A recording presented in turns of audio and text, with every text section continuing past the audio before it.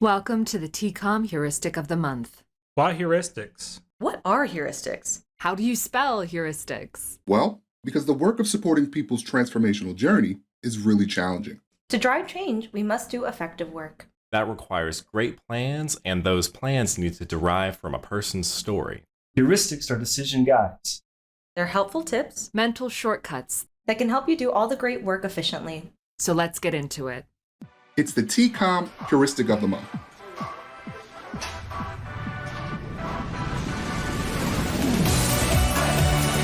Okay, now let's really kick things up. I want you to stand up and really push those pedals. High cadence. Build that strength. Remember, if you don't have strength, then you have a need. That's not really true. What? It's too simplistic. Strengths and needs aren't really opposites. Oh, I don't really know you. I just took the bike. When the movement towards strength-based approaches began, it was seen as a counterpoint to clinical approaches that had evolved from medical practice where the focus was on treating illness.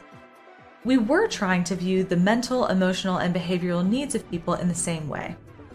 So we started to look at strengths as being traced backwards from needs. If a person wasn't oppositional, they were compliant.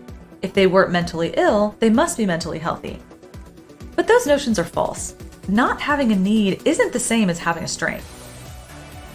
So, just because I missed my 30-minute cycling strength soul circle, it doesn't mean I'm a soulistically cycle spirit? I honestly couldn't follow that, but I might say it like this. If a person has a strong religious or spiritual belief, that can be a powerful strength. Connections to a faith system, as well as religious organizations, are a great support for many people. But not having that belief system doesn't necessarily make it a need. Or it could work the other way. We might be serving an individual experiencing legal issues. That's a definite need. But the opposite, not being involved with the criminal justice system, it's a good thing, but we wouldn't really call it a usable strength. In our work to help people, we should recognize that needs can be addressed, but strengths can be used, built, and developed. That distinction is really important, and it should inform how we think about each. That's why the TCOM action levels are different for strengths than they are for needs. 2 action levels represent the strengths we might work collaboratively to build when that fits into the individual's vision.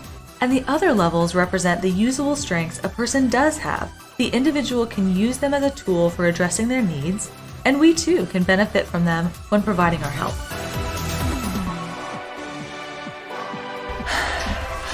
My hot yoga and yogurt making class instructor is always telling me that we all have strengths and we should strive to use them. That's a wonderful sentiment, but I'm afraid I have to disagree. If we're lucky, we are born with one strength, a family that loves and supports us. But every other strength needs to be developed as we live our lives.